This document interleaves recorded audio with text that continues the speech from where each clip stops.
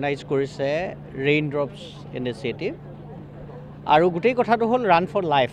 আমি এনেকুৱা এটা জীৱনৰ মাজত সোমাই পৰিছোঁ য'ত আমি আচলতে মুকলিকৈ উশাহ নিশাহ লোৱাৰ পৰিৱেশ নোহোৱা হৈছে।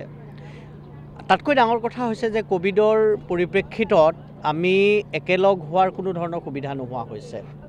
ইতিমধ্যে তেওঁলোকে কৈছে যে আমি আচলতে আমাৰ গোটেই জীৱন যাপন প্ৰণালীটো এনেকুৱা হৈছে যে আমি ৰাতিপুৱা শুই উঠাৰো অভ্যাস নোহোৱা হৈছে, সূৰ্য কেনেকৈ উঠে নেদেখা হৈছোঁ, ৰাতিপুৱা কুঁৱলী পৰাৰ পৰিৱেশ কেনেকুৱা সেইবোৰ বস্তু নেদেখা হৈছোঁ।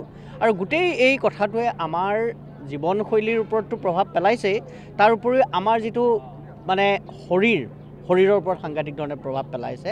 সেইকাৰণে life for run is also' life for oxygen, life for refreshment, life for relaxation, life for solidarity, life for friendship.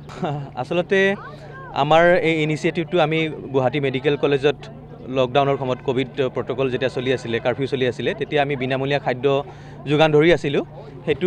এইটো এটা নেক্সট ষ্টেপ হয়। এইটো আমি এতিয়া মানুহৰ স্বাস্থ্যৰ সজাগতাৰ কাৰণে এই অনুষ্ঠানটো আয়োজন কৰিছোঁ। ৰান ফৰ লাইফ নামটোতেই গম পোৱা যায়, ৰান ফৰ লাইফ অৰ্থাৎ নিজৰ লাইফৰ কাৰণেও দৌৰা, আনৰ লাইফৰ কাৰণেও দৌৰা, সেইটোৱে আমাৰ ইয়াৰ মিনিংটো হয় আচলতে। সেইকাৰণে আমি ভাবিলোঁ যে ইয়াত যদি আমি স্বাস্থ্যৰ লগতে বেংকিং এৱাৰনেছটো কৰিব পাৰোঁ, তেনেকৈ ভাবি পেলাই আমি ৰিজাৰ্ভ বেংকৰ ওচৰত আমি সহায় বিচাৰিলোঁ। আমাক ৰিজাৰ্ভ বেংকে সহায় কৰিলে, বেংকিং অম্বাজমেনে আমাক সহায় কৰিছে এই অনুষ্ঠানটো আয়োজন কৰিবলৈ। তাৰ লগতে ষ্টেট বেংক অফ ইণ্ডিয়াও আমাক সহায় কৰিছে আৰু ৰিজাৰ্ভ বেংকৰ ষ্টাফ ক্লাব, ৰিক্ৰিয়েশ্যন ক্লাব, তেওঁলোকেও আমাক সহায় কৰিছে।